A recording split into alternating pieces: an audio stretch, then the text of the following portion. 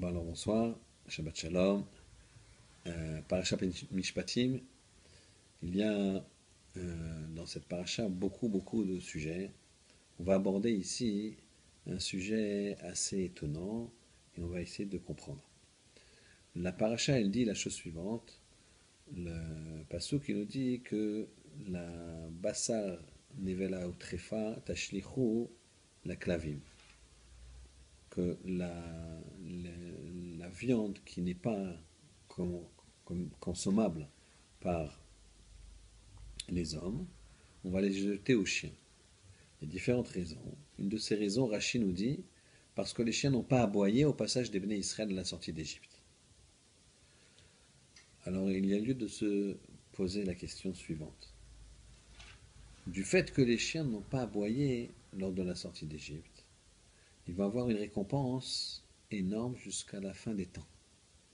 Et se nourrir donc de la viande qui n'est pas comestible par les hommes.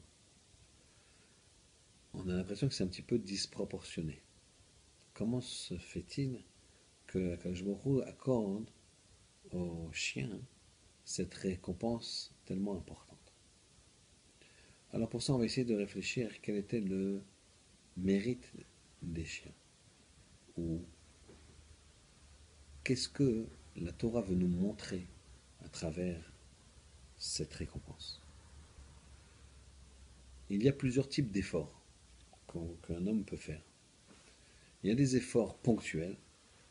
D'un seul coup, il va faire une grande chose. Et il y a des efforts qui sont constants, qui vont durer dans le temps. Quand ces efforts constants, voire contre nature,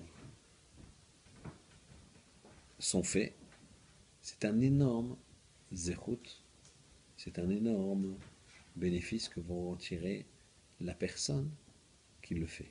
Et plus que ça, ça va être transmis aux générations.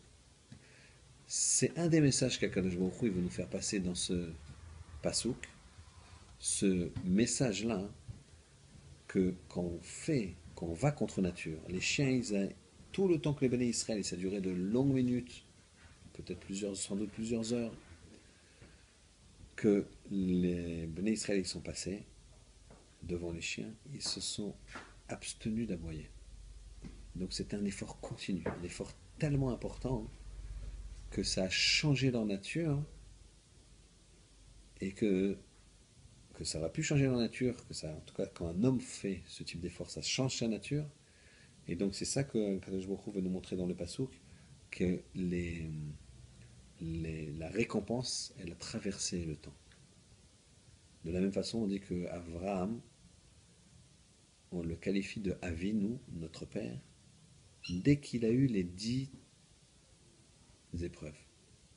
Vous regarderez dans Pirkei Avot, il y a marqué il y a 10 générations entre Adam et Noach.